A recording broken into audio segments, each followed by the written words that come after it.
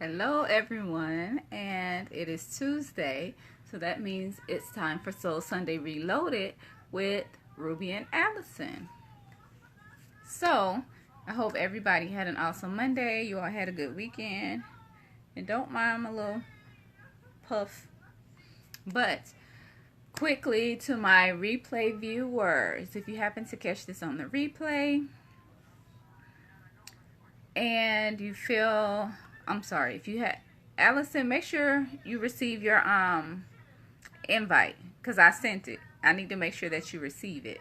Hey everybody, thank you for watching Soul Sunday with Ruby, quick with Ruby and Allison, Soul Sunday Reloaded with Ruby and Allison. It is Tuesday. Real quick for my replay viewers, if you happen to catch this on the replay, make sure you comment your name and where you're watching from so we can thank you and see how far our message is reaching. Allison is watching. I'm waiting to bring her on or for her to receive her invite so me and her can go ahead and get started. But today, Allison and I will be discussing for the entrepreneurs. I sent it. See if you can send me a request to join the live. Facebook been doing good the last couple of weeks. I guess it decided to act up this evening. But creating an exit strategy. If you are if you're still a regular employee and you're wanting to become a full-time entrepreneur, we are talking about creating an exit strategy or creating a timeline so you can make that transition from being an employee to becoming an entrepreneur. Anything yet, girl? Because you know Facebook be tripping.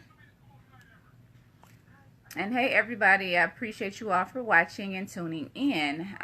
Real quick, if you did not watch Soul Sunday this past Sunday, where Allison and I discussed business and pleasure, definitely check that out. You can watch any past episodes of Soul Sunday by subscribing to my YouTube channel, which you can just go to YouTube and search Ruby with an I, Davidson, Davidson, Ruby Davidson. Anything yet, Allison? Hello, thank you for watching. I guess Facebook is a little slow today because Allison has not received her invite yet. She's watching, but of course you don't see her, so that means she's not on the camera just yet.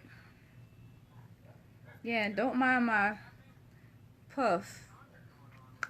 But while I'm waiting for Allison, I'll go ahead and introduce myself. For those that don't know me, I am thank you, Miss Latasha. Hey Bernadette.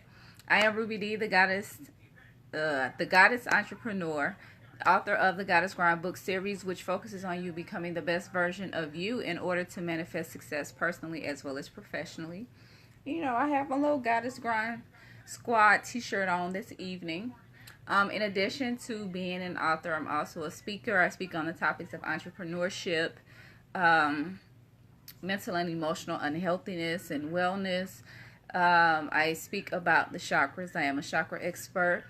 I am a Reiki master. I am certified in REBT, color therapy, art therapy,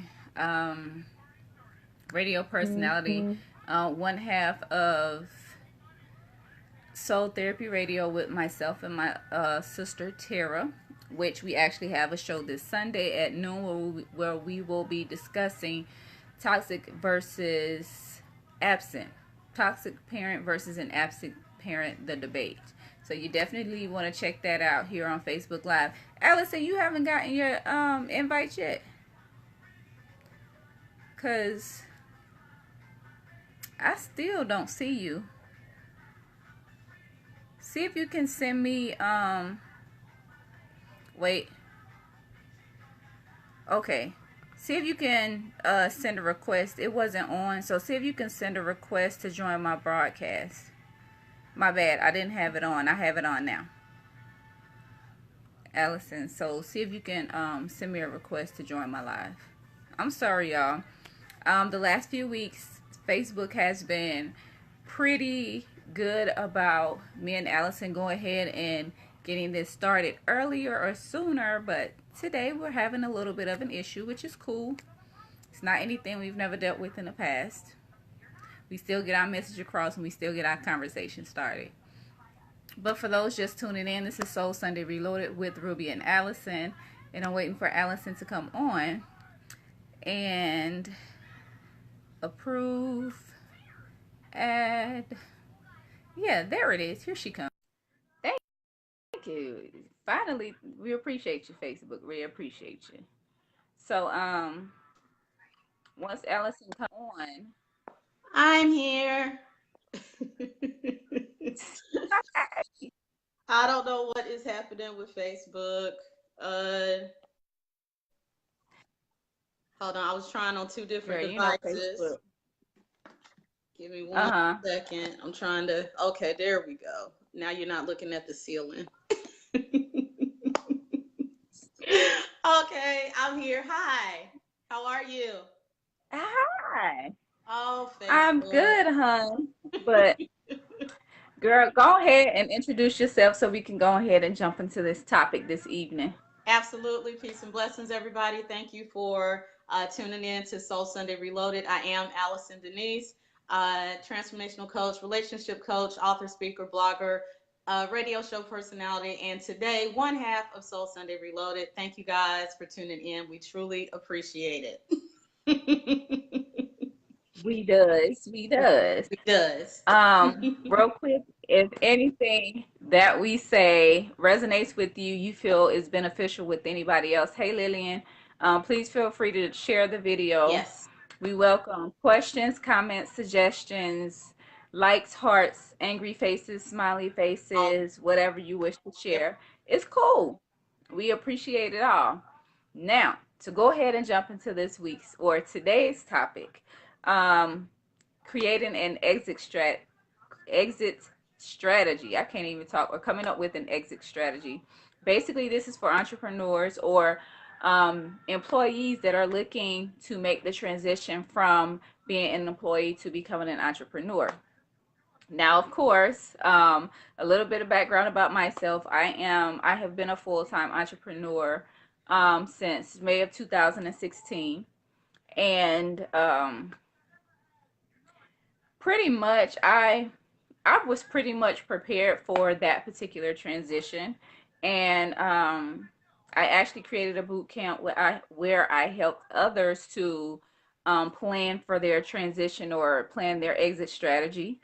And yeah, I mean, when I made the transition, I didn't have any money saved up other than the little bit that I had in my 401k. And some people would probably ask, well, why did you do that? Why you didn't save any money? Uh, Me and Allison will get into that later. I actually saved 15% by switching to entrepreneurship. Actually, it was more than that. But yeah, that's a little bit of my background. I'll go ahead and let Allison talk about her background of her transition just a little bit, so you'll know where we're coming from. All Allison. right. So, like Ruby, I'm also a full-time entrepreneur. I have I think I'm almost 7 months in. February, April. Yes, next month on the 9th will be 7 months. And so I also did not have a lot of money saved up except for what was in my 401k. So, yes, we will talk about that. And I did it as a single mother. So, yeah, I had another mouth to feed when I did this. And so the reason that this is so important, and we will talk about why we didn't wait until we had what you hear. I know most of you on YouTube are hearing have a year saved up, have 2 years saved up, have 6 months saved. We're going to talk about why that didn't happen. But we're Yeah. also going to give you the real that you need to expect as well, whether you have saved it up or whether you didn't, like we did. And so, yeah, I'm really excited about tonight's topic because we do know that there are some people that may not necessarily be the risk takers we are, that just said, doggone it, Mhm. I'm just going to jump on out here. We know that there are some people who may just be like, can you pump the brakes and just, can I have a plan? We got a plan for you tonight. Yeah. So, Pretty much with that being said, we'll just go ahead and jump into, well, the job that I came from, I was making, I was not making six figures a year. I was making over 50K per year comfortably. I was at a job where I was working, of course, I was working full time. I was making, I was salaried plus commission, and my commissions were really good every month. And in addition to that, we got weekly bonuses. So you would say, well, why would you walk away from that to basically just making enough money to pay bills and to kind of put back into the business to continue running it? Um, like Allison mentioned, I didn't have any money saved up. Though I didn't have any money saved up, I did have a plan. Mm-hmm. And I was determined to make that plan work with or without money. Yes.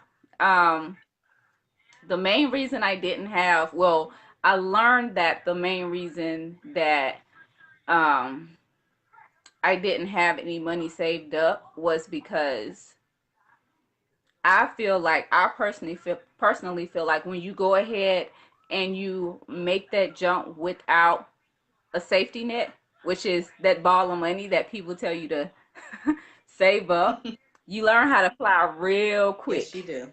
You learn how to basically jump and fly and roll and keep going without having that safety net. Because if you have, think about it, if you have a lot of money saved up and you feel like you have something to fall back Yeah. on, you don't work as hard. You don't grind as hard. When you wake up that next day after you leave your job, you're like, oh, well, I got money in the bank. I'm just going to chill out for the day. I couldn't do that because it was just like, if I don't work today, then I don't have money that comes in next week. Mm-hmm. And for me, and this is, I know Allison will talk about this more, but when you don't have that safety net, when you don't have the money saved up, you pretty much go through this part. How does she put it? Like a what did you call it? A A pre-process. pre-entrepreneur A period? pre-process. Yes. And you begin to learn really quickly how to think on your feet and how to just basically process a lot of things or deal with a lot of things that's going to come at you. Mm-hmm. Because if you have that money saved up and you have that safety net, then it's just like you almost don't have to think because you have money that you can go to, that you can fall back on and say, well, I'll just put it here and I'll just put it there and I'll just replace it later. And then here it comes a year, 6 months, a year later, and you're like, what happened to the money? And what am I going to do? And now instead of you experiencing this particular point at the beginning, now you're experiencing it a year later. Mm-hmm. And you might as well just have already just gotten it over with. Absolutely. So we're going to talk more about that, but I'm going to go ahead and let Allison talk about her pre-process. So yeah, what Ruby has said, she's 100% right, and she's also been her and our fellow sister Tara. What's up, Tara? They have been very influential in helping me through the process because, as she mentioned, while it may seem more responsible to have the money saved up, it does give you a false sense of security at times. Now, if there are some people who can have a year or two saved up and still go get it, human nature, however, dictates that most people won't. Oh, I can chill for a little bit. I got rent paid. I got my mortgage paid. My car notes paid. Blah, blah, blah. There's always a reason why you don't have to work as hard when you have the money saved up, and that can be detrimental as an entrepreneur, especially if you're coming as an employee where all you really had to do was go in, work, and come home. You still basically have given yourself a cushion to have that same mindset. And so, Mm-hmm. by becoming an entrepreneur, especially if you don't have a lot of money saved up, you do have to go through. Now, what Ruby and Tara have helped me with is the process. There is a process to becoming an entrepreneur. You don't just make a decision to own your own business, or in this case, build your own business, and it just be completely successful in 30 days. Doesn't happen. There is a process. And as I've talked about in other episodes, in my case, there was a pre process, and I think a lot of other people may go through it as well. And the pre process is basically that in your face reality check about what habits you've had that were okay when you were making. Ruby mentioned she was making over 50K and had bonuses and stuff. I was within a few thousand of making six figures. And so it's really easy to just do dumb stuff. There's no other way around it. It's easy to do things that you look back now and say, I didn't really need to do that. I didn't really need to go there. I didn't really need to do blah, blah, blah. But it's very easy to do that when you know you have another check coming in a month, in 15 days or 2 weeks, to clean up that mess. It's very easy to do that. And I was fortunate and unfortunate, depending on how you look at it. I've worked, with the exception of 9 months, I've worked every day since I was 14 and a half. And I've never had a job where I've had to take a pay cut or anything of that nature. So I was fortunate in the sense that I was always gainfully, steadily employed. But the downside to that is I became unconsciously entitled. Like, I was used to doing certain Mm-hmm. things for myself, and I was used to being able to do certain things, and I was used to not having to develop a particular mindset because I was never in any danger of it. Even the 9 months I was unemployed, it was due to a layoff, so I got unemployment. So I've never had a moment from 14 till now where I didn't have money coming in at some point. And so when I Mm-hmm. talk about the pre-process, it's the universe's way of saying, okay, there's this beautiful pot of gold waiting for you. However, let's get rid of the habits that are going to cause you to either never get there or are going to cause you to spend it in a really stupid way so that you end up losing it as soon as you get it. And so the pre-process Mm-hmm. is ugly. It's not fun. It can be scary. You get mad at the universe, mad at the world, mad at people, mad at yourself. You just have a lot of anger issues for a minute. But all of but it is designed to show you what you really do need. So I've always had a good grasp on need versus wants. Haven't always had a good grasp on, even though I know it's a want, not doing it. But now I have gotten to a point where even with the needs, I've learned how to break it down between have to have, like life or death, or would be nice to have, even on the need column. And if I told Mm-hmm. you guys how much I've lived off of the past 6 months, you probably wouldn't believe me, but I've done it because of some of the things that we're going to talk about going forward. So just know, saving money, deciding that you want to wait until you have a year or 2 years saved up, just know that that does not mean that you're not going to have a pre process, especially if you're not doing some of the things that we're about to suggest as you do this exit strategy. It most likely you're just prolonging it. So don't let that Yeah, be a deterrent to you going for what you want. she said it. Thank you all for tuning in to Soul Sunday Reloaded this Tuesday evening with Ruby and Allison. Now, with creating your exit strategy, for one, you have to be clear. And when I say clear, I mean you have to be mentally, emotionally, spiritually clear that you want to make this transition. Mm-hmm. Because one thing that I see a lot of people do while they are employees, they talk a lot about becoming an entrepreneur. And they start the business, they work it, they do this, but what they don't really do is put a definite date on when they want to do it. Until you make up in your mind that this is what you're going to do, you're going to kind of go through this, what I call an employment cycle. Mm-hmm. Um, Basically, what the employment cycle is you're at this job. Eventually, at some point, if it's not a job that where you do something that you're passionate about, a job that you really love, you're going to get to the point where you're going to get tired of the job.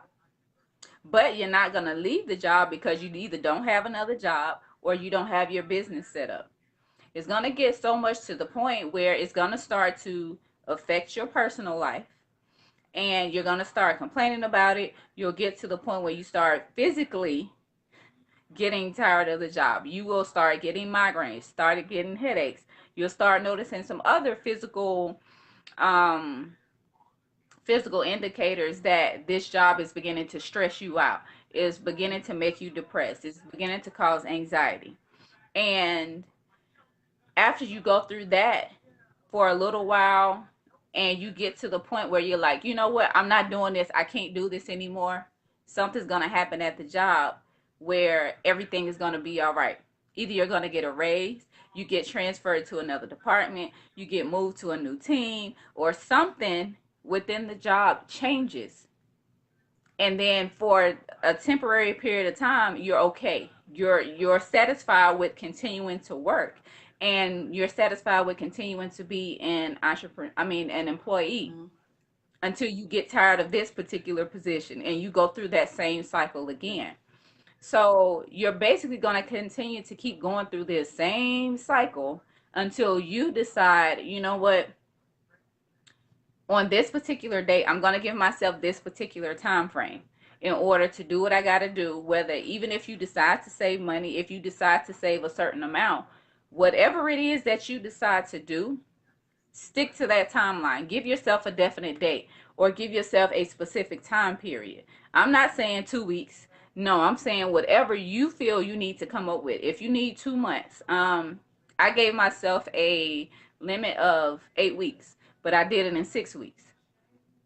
But give yourself a time frame, and for that time frame, um, basically with my employee to entrepreneur boot camp, I map out different things that you have to plan out during this time period. So whether the time period is 2 months or whether it's 6 months, I don't recommend going over a year. Mm-hmm.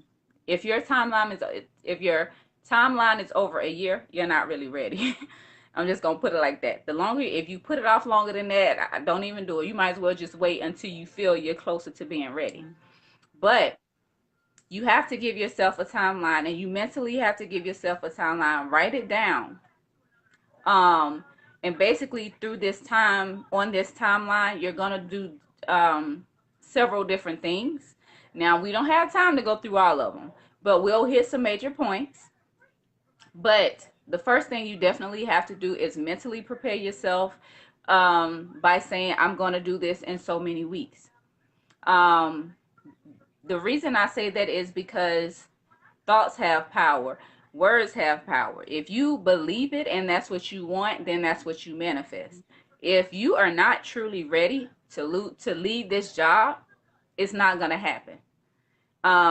So that's definitely the first thing that you have to do. You have to be honest with yourself. Don't say that you want to become an entrepreneur, but nothing that you do says you want to become an entrepreneur. Because as soon as you think you ready to get out there, somebody gonna come right along and say something in this ear, and it's gonna start messing all of this up in here, and you're gonna end up being at that job another year, in another year, Mm-hmm. in another year, and then you wondering why you keep continuing in that same cycle. So Allison, share with us, like, how long, once you, what your experience was like when you made the decision that, okay, this is what I'm gonna do. Okay. So, and this is probably going to help some of you, but what I learned in the over 6 months that I've been here is that the universe was guiding this towards me in 2009. And so let me give you some pointers on how to tell if you are being guided into entrepreneurship and you're not even paying attention. I'm someone who doesn't leave jobs. My very first job was at Burger King. Somehow I ended up working at that job in various locations in various cities for almost 9 years. I don't know why. I just did it. I ended up all the way up to manager. I don't leave jobs. And so my first two major jobs out of college were about 5 years apiece. The first job I only left because I wanted to become a trainer, and the company I was working for at the time treated their trainers so well that I was going to have to wait for someone to retire or die. And so I ended up going to another company, and I just decided I was going to be there forever until I was laid off. But here's what happened. 2009, I got a job 3 months after I was laid off, and I was only there 2 years. Got moved here to Texas in 2011. Had to wait 6 months to find another job. That job only lasted 6 months. The next job only lasted 10. Was it 10 months? No, the next job only lasted 8 months. The job after that was 2.5 years, but I also experienced my first case of racism, my first case of dealing with a racially motivated team, racially motivated supervisor. I dealt with a lot of racism in that department. Thought I had beat them at their own game by getting the job that I had when I left. And that turned out to be the absolute worst job of any other job that I've ever had. Everything was chaotic. And this is what I want to share with you guys who are considering this. When I say everything was chaotic, I mean from day one. Day one, there was no seat for me. There was no computer set aside for me. I had to borrow someone else's desk. I had to go into a little cave where they had a bunch of used office equipment to get myself monitors, to get myself all of these other things. The job description that I was given when I was hired wasn't even close to what the company I was supporting was expecting me to do. I spent most of that time feeling either frustrated or incompetent because I didn't want to leave the job because of the paycheck. I didn't want to leave the job because of what it was affording me to do for me and my son. I didn't want to leave it, and by me basically not wanting holding on to money, that's basically what I did. Holding on to money in Mm-hmm. this hand allowed me to hold on to stress, crankiness, overeating, stress, migraines, not eating well, not sleeping, all but no longer working out. That's what this little bit of money cost me. And so when I finally made the decision that I had had enough, I decided to wait because at the time I didn't realize that 2009 was when the universe was trying to tell me you need to be up out of this industry. I didn't see it. So when I started meditating and asking about it again. I get two back-to-back YouTube videos from two people who were experiencing the exact same thing that I was, left their job, and started to talk about what life after that felt like. And I felt in my spirit, this is the time to do it. Now, let me tell you how I knew or what made it so easy. When I made the decision to go ahead and put my notice in with my manager at the time, I had a different manager who was definitely better at her position. But when I told her what I wanted to do, all she asked was she said, "You're giving me a whole month's notice." I told her on January 2nd of this year that I was going to be out on the 31st. 3 weeks is plenty. Do you mind sitting in and helping us hire your replacement? This is how smooth it went. I was able to help hire the replacement. I was able to get extra time and pay by offering to stay on and train the replacement. So instead of me leaving on January 31st, I didn't leave until February 9th, which was an extra check. And so when Mm-hmm. you're thinking about moving forward, start asking yourself these questions while you're planning this date. How long have you held on to this job if it's stressing you out? How much longer do you want the job to stress you out? How much longer do you Right. want to wake up dreading the drive, dreading having to get dressed, dreading meetings, dreading phone calls, whatever the nature of your business is? Ask yourself, how much longer am I willing to put up with this? And if you are really serious about moving forward, you're not going to give yourself much more time, especially if you've already been there for years. Years. You're not going to give yourself that much time. So set a date. And anytime you get afraid, and you will get afraid because you'll start thinking, I hate the job, but I get paid every other Friday. I hate the job, but I get paid every Tuesday. I hate the job, but on the 15th and 30th, I know you're going to have that reason. But ask yourself, is it worth me continuing to do something I hate for the money I'm making when I have the potential to make so much more if I just give myself the time to get there? So set Right. that date and stick to it. Make it realistic, but don't make it nice and warm and fuzzy so you don't feel afraid. Have some fear. Mm-hmm. Right. You got to be a little bit, at least a little bit A little. afraid. Just a little A bit. little. I ain't saying be fearful Right. because fear is going to keep you from setting this date and actually moving Right. forward. But you need to be just a little bit uncomfortable. Yes. Thank you, everybody, for tuning in to Soul Sunday Reloaded with Ruby and Allison. We are discussing an exit strategy from a 9 to 5 to full time entrepreneurship. Now, another important thing that has to be done when making this transition is I know a lot of us are concerned about going from this big, paycheck where you get this one lump sum Mm-hmm. down to what many feel like is going to be much less in pay. Mm-hmm. Well, the one thing about your money is you get you'll get to the point where you start getting a little bit in every day. Now you getting a little bit in every day. Of course, you got to learn how to manage your money a lot better than getting that lump sum paycheck and just paying everything one time. You have to, one, that's completely on you, where you have to learn how to manage your money really well. But the other thing about that is even though you're going down to a little bit of money, you have to think about while you were at these different jobs, what have you learned to do? What are you talented at? What are you passionate about? What are you skilled at? Because these are going to help you be able to monetize who you are and what services you can provide. When I first transitioned from employment to a full time entrepreneur, I, of course, went through every talent that I can offer, everything that I was experienced in, and everything that I felt like I could charge for. And pretty much, I mapped out, I wrote everything down, and then for each of those skills, I put a dollar amount to it, what I felt like I was worth, not what other people would tell me I'm worth. But because let's say for instance, if I was an esthetician, I'm still an esthetician. So if I can do 5 facials a week, I could bring in this amount of money. Okay, at the time was I doing It Works? I don't know if I was doing It Works at the time or not. I don't remember. But if I wanted to, make a certain amount of money with It Works, then I made sure I did what I needed to do to bring in that money. So instead of looking at one thing to bring in all of this money, um, I looked at a couple of different things or looked at different areas that I could monetize and put a dollar amount to it to equal up to what I needed to pay my bills each month.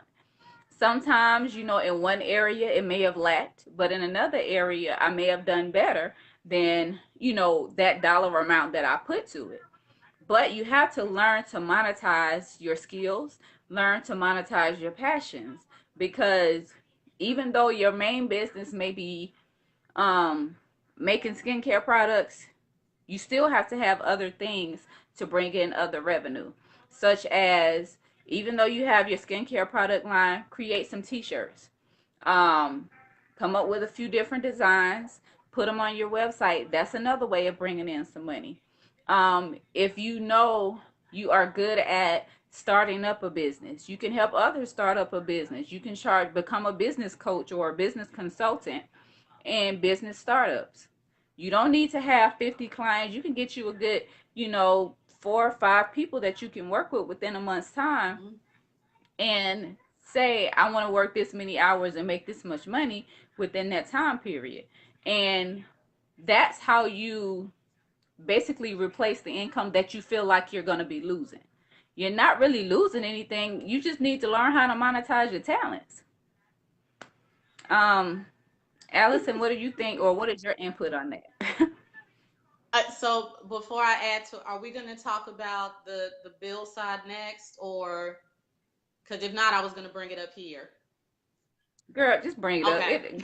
Just go All ahead. right. So in addition to finding out, writing at the list of all the different skills, attaching a monetary side to it, you have to go ahead and also start cutting back. There are certain things that you Mm-hmm. have in your budget right now, and that's where a lot of entrepreneurs make that mistake initially. They're trying to base how much they need to make based off of all of the creature comforts that they have right now, not understanding that entrepreneurship will initially involve a lot of sacrifice. So when you finish writing down that list and what price you're going to put beside those skills. Write another list of every bill you pay and start cutting out what you don't need. I'll give you examples. I haven't had my nails done Mm-hmm. in 5 months. I haven't had a pedicure in 5 months. What have I done? I went back to doing it myself. Does it feel as good? No, but it's free. It's free. My cell phone bill. Yeah. I had 3 lines with T-Mobile. I love iPhones. I can't believe I'm saying that because I was an Android girl for years, but I like the ease and the way that all of the Apple products talk to each other. So I had 3 iPhones. And I was doing what most people do, which is that pay per month, blah, blah, blah. My bill was $263. What did I do? I got rid of those lines. I went to Metro. I got 2 phones, paid for $80 every month. Now, some people may be like, ew, Metro. Yeah, but my service is still off of the T Mobile network and I'm not paying $263 anymore to access it. My phone is slow, it's Mm-hmm. acting up, but I own it. And so when the money gets, And it worked. and it works, and when the money gets there, I will go back to my beloved iPhone when I can. And even then, it may not be brand new, I may do a refurbished one. So these are some things. You may decide to cut cable. I suggest you cut cable. If you're paying $200 or $300 for a cable bill, go get Hulu, go get Netflix, pay $20 a month, maybe, and call it a day. Just call it a day. These are the things that we're talking about. How bad do you want to be your own boss? I miss getting my nails done. I actually just miss my nail technician, my nail stylist, because me and her just love each other and she's just got a great personality. So I miss just hanging out with her. But when it came time for me to become an entrepreneur, I said, is it really that important that I go get this manicure and this gel polish and this extra massage? Is it really worth that if it's going to keep me at a job instead of working for Right. myself? And so start looking at what you need. Your needs are lights, your needs are housing, and even your housing. Is your lease up? Do you have more house or more apartment than you really need? Maybe you can, go downsize. Maybe you have a 2 bed, 2 bath. Do you need a 2 bed, 2 bath? Could you find a 1 bedroom with a study? Could you find a one, there's a lot of different ways that you can go ahead and cut that down. And here's what'll happen when you start cutting down the stuff that you don't need, and then you start looking at what it is that you need to replace your income, you're not going to feel so overwhelmed because you're really going to see Mm-hmm. on paper exactly what you actually need versus what you Right. just don't want to give up. So that's what I would Right. suggest doing too. That's why I be saving that 15% by switching to entrepreneurship. Yep. Because what what people sometimes don't think about when you're at a job, okay, you start off making a certain amount of money and you're like, okay, I can pay for my bills. Mhm. But then you start getting raises. As you start getting raises, you'll be like, oh, well, now I can afford this versus this because I make more money. So you go get that thing that costs more money because you make more money. And the more money you begin to make, the more expensive your taste begin to get. But you're the same person that was okay with, let's say, for instance, if you had a Honda and now you driving in a Lexus or some other type of luxury vehicle, Mhm. and it's just like, why you can't stick with the Honda? It runs good. It gets you from point A to point B. You basically just trying to go from one point to another for what? Simply because you can afford it. Yep. And it's just like that's what we do with a lot of stuff when we Mhm. when we have a job and we make more money and make more money. Mhm. So like Allison said, pretty much you're simply just using the money that you make to pay for a more expensive lifestyle Right. when you didn't always start there. Mhm.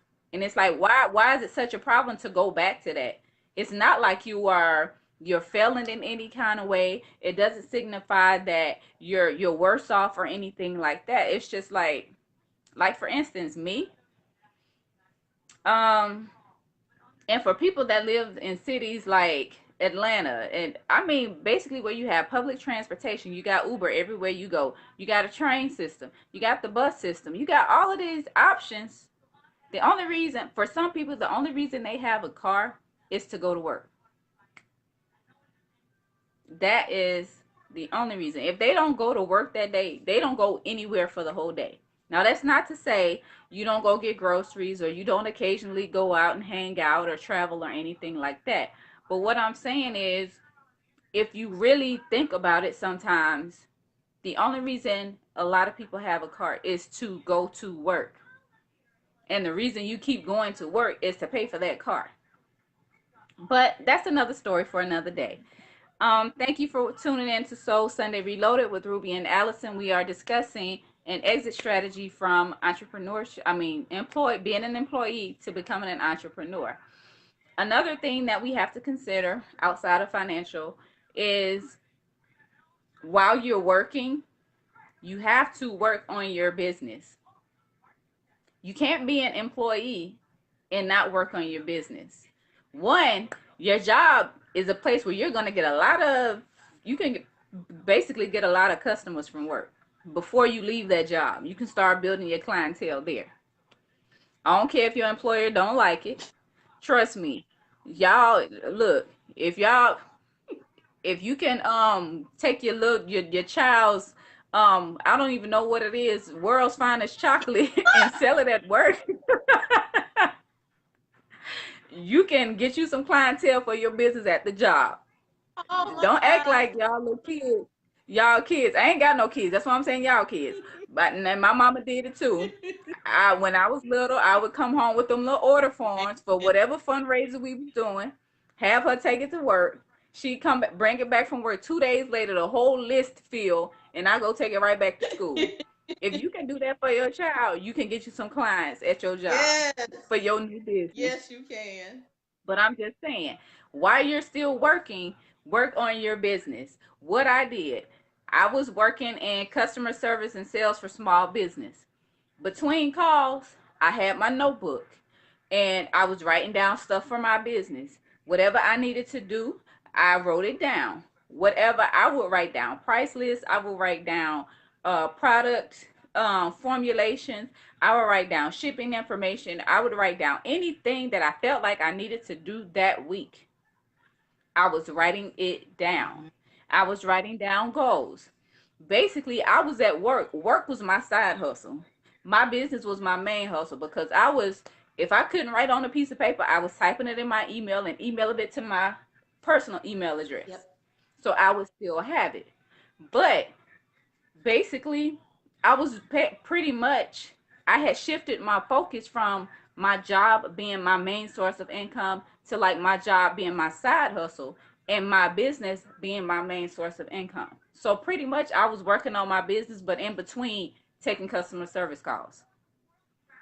And pretty much I was able to find time to work on my business while I was at my job. And even once I left my job, I was still up until 12 o'clock, sometimes 1, 2 o'clock in the morning, still working on my business. Because, of course, at work, I couldn't, access internet websites or whatever. But once I got home, whatever I wrote down for that day, that's what I was at home working on. If I needed to research the least expensive jars and bottles and tops and labels and whatever else I needed to find, I wrote that down. I wrote down exactly what I wanted to say, how I wanted it to go on there, what I wanted to look for, and all of this information. And once I got home, I already knew what I needed to do. So you basically have to get to the point where you have to find the time to work on your business. If you're not motivated to work on your business at all, you need to stay at that job. My bad. Allison. So what you the if there's nothing else you take away from what we're talking about today, I want you to hear what the last part that Ruby mentioned about what she did when she got home. You have to understand that if you are making the transition from employee to entrepreneur, that transitional period is actually going to be the longest. Those are going to be the longest days that you most likely will ever have because you Right. still have to give the job the 8 hours, the 9 hours, the 10 hours, whatever it is that you're given. But you have to give yourself at least 4 hours to a day. You have to get those things done. Now, what Ruby did was write down her to do list for when she got home. That way, she wasn't spending any of that 4 or 5 hour period writing the to-do list. Mm-hmm. So she wrote the list so that she could get home, get something to eat. Maybe not. That's another thing. When you're passionate about something that you're doing, you forget little things like dinner and naps, and you just forget that stuff because what you're doing doesn't feel like work. And so Mm-hmm. you may have a 6 to 8 month period where you have a lot of long days, but understand that that is you investing in you. Don't half step on those 4 hours, because that is the 4 hours that you're putting in the ground, planting seed for, so that you get a return that doesn't have anyone else's name on the check but yours. So you want to make sure Right. that you're doing that. Make sure that you're staying focused on why you're doing it when it gets hard and you're sleepy and you just want to go to bed and you start getting afraid and you start, because dark forces just have a way. The minute you decide that you're gonna leave that job, dark forces just have a way of making the job not so bad. That one coworker that got on your nerves will end up leaving. That manager that you can't stand gets replaced with Right. another one. You end up getting a better schedule at work. You end up getting a bigger raise than you thought. All of that is designed to lull you back to everything being good enough. But entrepreneurs don't believe in good enough. They believe in best. Mm-hmm. So you got to Right. stay in that mindset. You got to stay focused. And one of the best ways to do that is to always put time every day into your business. Every day. Right. And pretty much what that does, that starts to build your foundation for consistency. Because once you leave that job, you have to stay consistent Mm-hmm. as a full-time entrepreneur. It's just like, yeah, I take time off, but at the same time, even though I do some type of work every day, it doesn't feel like work. And it's some days I take a full day off. I don't really even post on social media. I just go and do whatever I'm going to do. I still take days off, Mm-hmm. but basically you have to get to the point where you become consistent. And basically posting every day, marketing your business every day, and stuff like that, you will begin to learn where you need to set up automated systems, where you need to set up where you can schedule posts, schedule blog posts, do your content creation and stuff like that. You eventually develop the schedule that you need in order to keep your business running, but at the same time, you're able to take the time off and um, just take time away from work. You still need self-care. You still need time off. We're not saying just go out here and once you become an entrepreneur, you're always just grinding and grinding and grinding. And I don't do that team no sleep stuff. No, I take naps. Me too. I get my rest. I go to sleep. Absolutely. I get plenty of sleep and I get plenty of work done too. I'm just saying. But another another important step in the exit strategy that I do want to go ahead and bring up before we run out of time is you have to prepare your family. Yes. That is very important. For me, at the time, it was just me and my ex. He and I were together, and of course, we talked about me leaving my job, and he was okay with it. And that was cool. I made sure I talked to him about what I wanted to do, what my intentions were, how I wanted to do it. I pretty much shared everything with him, so he didn't feel like at that particular time I was making a decision without his input. I didn't take, him into consideration or anything like that. With Allison, she has a child. She can't just say, well, I'm going to do this. Of course, she has to, her son pretty much is at that age where he like, mama, you at home every day. Why you ain't going to work? He gonna ask. Like, don't you supposed to be at work to make money? She has to talk to her son about that. She has to prepare him. She has to let him know what's going on. For those of us that have a full family, kids, spouse, and whatever else, you have to prepare your family. And when I say prepare them, you basically after you started to map out your exit strategy, you have to present it to them. You have to let them know what's going on.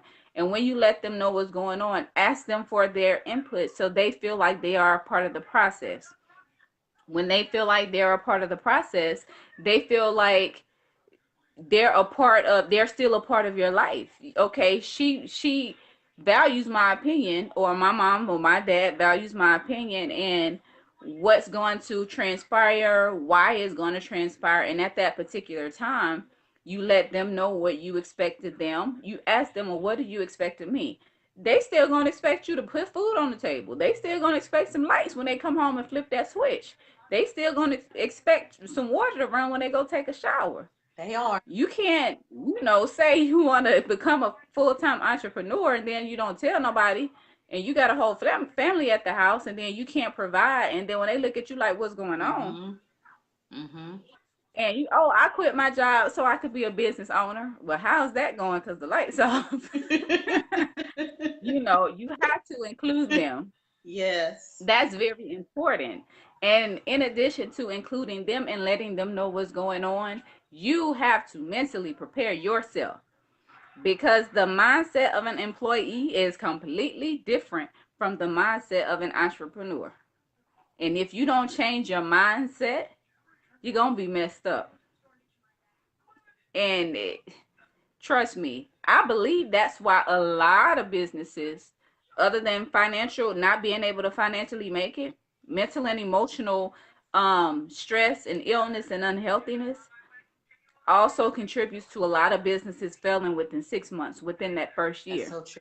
because mentally and emotionally you were not prepared for what you were about to do. You gotta prepare yourself. Trust me, some of the stuff that I've been through, I know some of the stuff that I've been through. If you're not mentally prepared for, all you need is old girl from over there. Girl, you need to go back to work. You know what? You're right. Let me go back to Mm-hmm. Allison. Allison. I'm gonna end on this note, just going right where Ruby ended up. The last thing that you need, now there's a whole list, like we said at the beginning. One of the last things you need is a circle of entrepreneurs who have made a decision that going back to work is not an option. You've got to start spending Mhm. more time with people that will start giving you reasons to stick with it than the people that you may just be used to kicking it with. If they're used to going to work, if they have no problem with it, if their mindset is an employee mindset, there's nothing wrong with that. But you need to understand that if your circle doesn't change, your mindset won't either. You've got to find one or two people who are already entrepreneurs. They don't necessarily have to be successful. I'm not telling you to go out and pay $500 to find a mentor. I'm saying find two people Mhm. who have decided, come hell or high water, I'm sticking this out. And when it comes to you talking about building your business, those need to be the only people that you talk to. Seriously. And I'm telling you that from experience. I have had moments, I'll be honest, I had a moment probably has it been 2 weeks? It's been 2 weeks. I had a moment where I hit one obstacle so bad, I was like, screw this. I know what I'm worth in the workforce. Let me go back. I did. I was like, forget it. I know I can generate six figures. I know it. This is for the birds. I ain't doing this no more. I had those moments. Now, here's the thing. Y'all can laugh. It's funny now. But here's the thing. Had I not had Ruby to reach out to, had I not changed my circle, had I not been around other people, other women who were doing this and who were further ahead than me, anyone else would have been like, well, sis, yeah, you right. I mean, you were good at what you did, and there's not a lot of people that do what you did, and you could probably name your price. And at that moment, that would have taken so much weight off my shoulders. But I had Ruby to talk to. Ruby was like, trust the process. I've been saying that to you for 6 months. Trust the process. And the thing is, she's right, because the process is going to have a lot of twists and turns that you don't expect. You can expect the sacrifice, but you don't really know how much you will. You can expect it to get hard, but you have no idea how hard it might actually get. You can say that you can live without some things, but you have no idea what the universe is planning to have you actually live without. And if you don't have a circle of people who can tell you this is not a sign that you have failed, this is a sign that you are going through the process, you won't make it. So that is what you need. You need that more than anything else that we talked about, besides getting your budget right and cutting some of them bills out. But you got to have a Mm-hmm. circle of people who have decided, I don't care what happens, I'm a ride this out. That's who you need in your circle. Yes.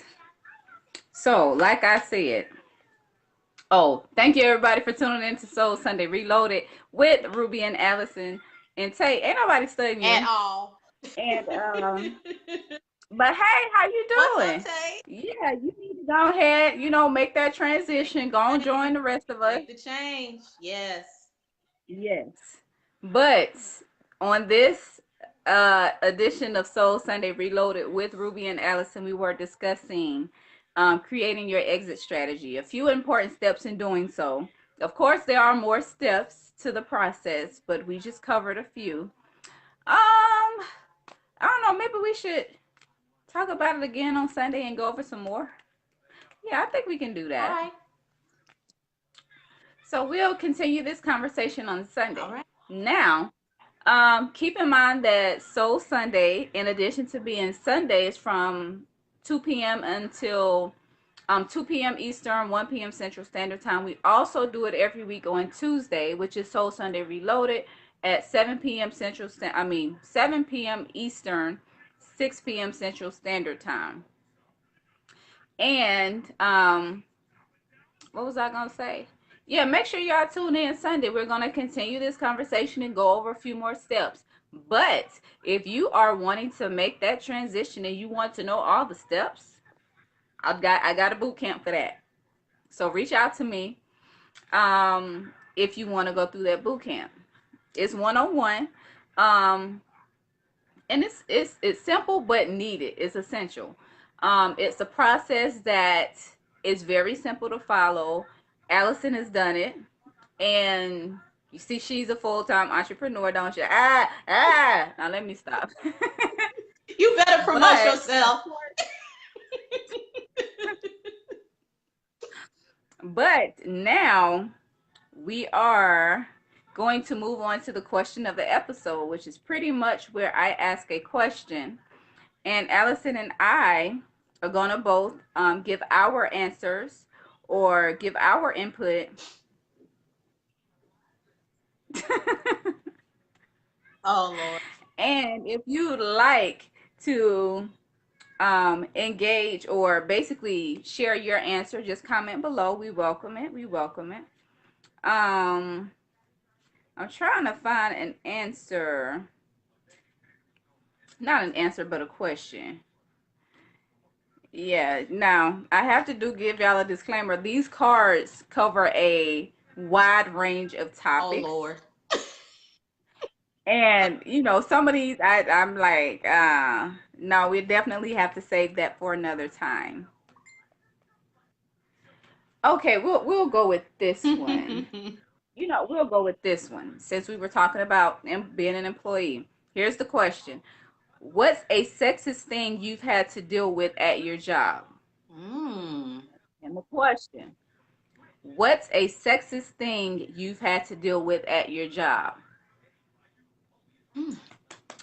Um, for me, I'd say it was pretty much comments. Just me walking by and just a male supervisor or male employee and ooh, and just the extra comments that's unnecessary, really. And I could have made a big deal about it, but it was just like, I don't plan on being here that long, no way, because I'm entrepreneur, and that's what I'm working on. So I ain't even got time. You still here, you probably been here 15, 20 years making them same comments for every female that walk by here, and you still gonna be doing this when I leave. I ain't got time for that. But that's pretty much the most that I've had to deal with. Because for one, with me being me and my family, I'm the mean one. I just put it like that. Out of all three of my mama kids, I'm the mean one. So I've never had to deal with direct disrespect or anything like that. So it's pretty much just passing by and somebody making some smart comments or insinuate and comments like ooh and that kind of stuff. Um I've actually heard in the workplace, by hearsay, me being talked about in sexual manners or in sexual ways, but it was never brought to me as far as the person actually saying it. They may have talked about it amongst somebody else, but they never actually brought it to me. I just heard it through hearsay. Mm. And that's, for me, that's pretty much it. So for me, the bulk of the sexist stuff that I've dealt with, it hasn't necessarily been what Ruby mentioned. I've had that happen, but once you spend 2 years working in a bowling alley, you pretty much get numb to anything that you hear of a sexual nature. But the thing that got me was I would get a lot of comments. My last position was in IT. I have an IT background, and for those who are in Mm-hmm. IT, you'll know that it is still very heavily male in terms of the majority. And so, me being a woman, me also being small in stature, for some reason, those two things equaled in some men's eyes as me being incompetent and slow. And so I Mm-hmm. received the sexist comments of, well, are you sure that's the answer? Is there someone else who can train this? Are you sure you know what you're talking about? And so, initially, because I hadn't really dealt with that before, I would get pretty flip with the mouth, and I knew I could do it because what I did, not many people can do. So I knew it wasn't like they could Mm-hmm. replace me tomorrow. But once I decided to just calm down, I decided the best way to get at them was to prove that I knew my stuff without losing my cool. Because of course, if I lost my cool, then I was being a typical woman and being emotional. So when I started letting those things roll off and just answered their question and gave it right back to them, some went away out of disgust that I proved that I wasn't as dumb as they wanted me to be. Others eventually came over and Mm-hmm. were very respectful, but that's the closest I've come to sexist. Mm-hmm. What Tate say? Anyway, Tate, Some ladies touch and violate space a lot more than men, in my opinion. Yeah, and it happens to men. I've seen it where a man can't even walk by without. First of all, y'all should be wearing gray sweatpants to work in the first man, place. man, y'all know what that does to us. That look, y'all don't want to be part of a movement. Leave them gray sweatpants at home. We just saying, Just don't wear gray sweatpants to work, and don't wear the slim fit to work, sleep or just don't get or up. put Just sit some at the boxers desk all on. day. Do something.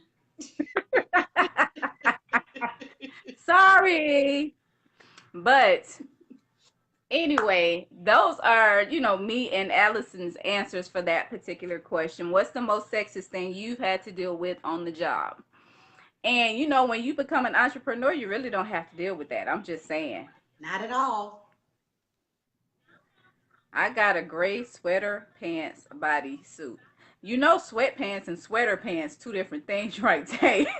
Hey, sometimes I think Tate wants to see how far he can go before we block him.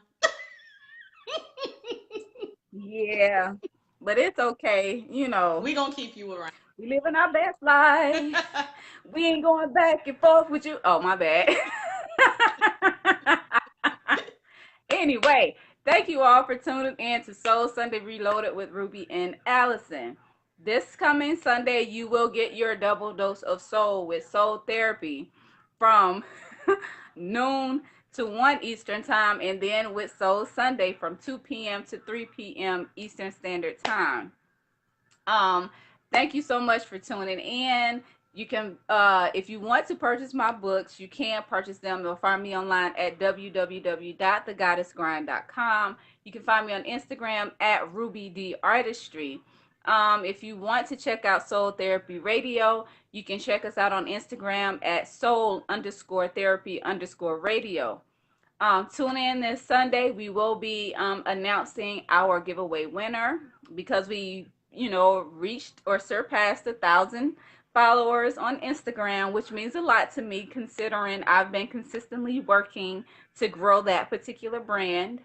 Um, if you are interested in any advertising, sponsorship, or being a guest on the show, definitely go to the website soultherapyradio.life Allison? I'm Allison Denise. You can find me right here on Facebook under Allison Denise. You can find me on YouTube, Instagram, and Twitter under Miss MS Allison Denise. Don't forget to subscribe to that YouTube channel. We've got some new videos coming for you. You can also check me out on www.allisondenise.com to find out what it is that I do, what I stand for, and more importantly, how I can help you get to the best version of yourself that you can be for that next relationship, which is hopefully your last relationship. You can catch me right here every Sunday and Tuesday with my sister Ruby. And you can also catch me on Friday evenings as I am 1/5 of the Bad Squad radio show right there on Fishbowl Radio Network. Tune in to www.fbrn.us. Check us out on the green stream, 9 to 11 Central, 10 to midnight Eastern. Yes. And one last announcement starting September 6th, which is Thursday. And every Thursday thereafter, myself and Mr. James will be launching another Facebook Live. You know, we had to get some masculine energy up in this thing. Yeah. But we will be launching Soul to Soul where we will be getting male input, a male view. I know y'all love me and Allison talking, but we know we had to get some testosterone up in this mix. And we did. So we can have somebody to represent for the guys. Absolutely. So be sure to tune in to that September 6th at 7 p.m. Eastern Standard Time. And that's it. We'll see y'all Sunday, but we will continue this conversation about creating your exit strategy. We'll go over a few more steps. But if you are interested in doing that now, just send me a message. Reach out to me. It's cool. But for the time being, I got to go help my mama prepare for her shindig this weekend for her birthday. Y'all, my mom is going all out for her birthday this year. She got some sharing money. Yes. Literally. So yeah, let me go do that because she already came in here looking. So let me go. She goes, I gotta help her. But we will see y'all on Sunday at 2 p.m. Eastern, 1 p.m. Central Standard Time. Bye bye. Bye-bye.